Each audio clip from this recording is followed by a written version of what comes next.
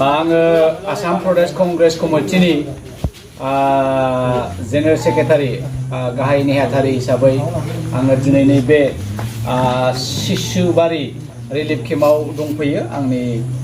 टीमखौ लानानै आंजों दङ बिटिआर ट्राइबेल सेलनिनो इनचार्ज जसेफ बसुमतारी आरो चिरां डिस्ट्रिक्ट जिल्ला कंग्रेसनि गाहाय नेहाथारि आरो ब्लकनि आफादगिरि बिथां आरो बे रिलिफनि बासिन्दा बिथांमोनबो दङ दा दिनै आङो दिनैबो दैनि बानाया खमायाखै अर्थात बारानिफ्राय बारा जादों आरो मिथिनाय मथे नैबे जे रिलिफ केम्प दा दङ बे जायगायावहाय बे केम्पआ निश्चय दैजों खुरखाजानो हासिगौ आरो दैया हाबनो हासिगौ ओरै आगसिजोंबो ओमफ्राय ओरै आगदाजोंबो थांबाय दैया दा एनि टाइम रिलिफआ सोलायनो गोनां जानो हागौ बिथांमोना बे खबरखौ होदों आरो आं बिथांमोननिफ्राय मिथिबाय थांनाय जुननि 14निफ्राय बिथांमोना दङमोन किन्तु बिथांमोना मा खालामबाय गभर्नमेन्टआ बिथांमोननि जानाय खायद'खौहाय बन्द खालामबाय होननानै बुंदों सप्ता खननैसो जाबाय नङा होमबा दा सप्ता खननैसो जाबाय दा आं बेखौनो बुंदों दिनै कंग्रेसनिफ्राय रुलिं सरकारखौ बुंदों इउपिपिएल गभर्नमेन्टखौ आङो सोंनो नागिरदों बिजेपि गभर्नमेन्टखौ सोंनो नागिरदों नोंथांमोना दिनैनि बे अखा हानाय जुगाव अखायानो हागासिनोखा बाराबारि अखा जायो बाराबारि सान्दुं जायो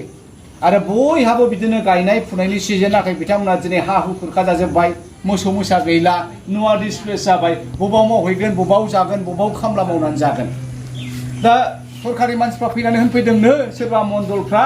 सोरबा एमसिएलएफ्रा इएमफ्रा आफादत्थ जोङो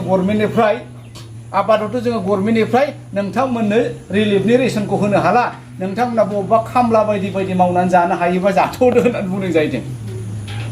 भारत सरकारनिफ्राय सेन्ट्रेल गभर्नमेन्टनिफ्राय थोजासे दिनै स्टेट गभर्नमेन्टआ हिमन्त गभर्नमेन्टआ कौटि फैसा बे रिलिफनि नामावनो दंखायो एसटिआरएफनि नम मथे होगासिनो दंखायो दिनै बे रिलिफखौ बोरै बन्द खालामनो मोनखो आरो आं मिथिनायावबो आं बिथांमोननिफ्राय सोंबाय जे नोंथांमोननिफ्राय मण्डलफ्रा माबायदि रिपर्टिं कालेक्ट खालामदों दा बिथांमोननि बे रिपर्टिं कालेक्ट खालामनायनि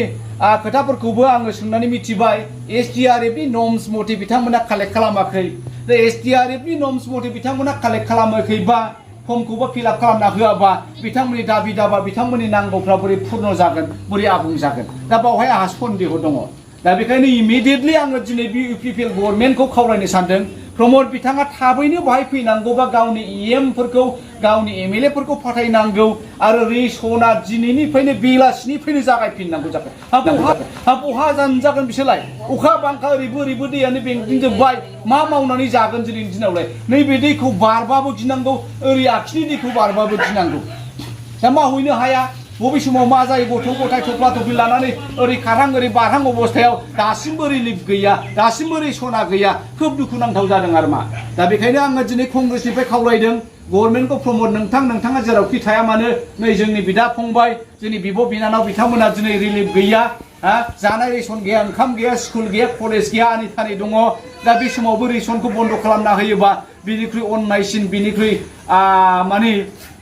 गाज्रिसिन आरो मा थाबावनो दा बेखायनो बाहाय दुसिनायनि खोथा नङा आङो कंग्रेसनिफ्राय दिनै नोंथांमोनखौहाय सांग्रांथि जानो खावलायदों जे बिथांमोननो रेशन नांगौ इमिडियेटलि आरो रिलिफआबो सोलायनो गोनां जानो हासिगौ दा मोनागुना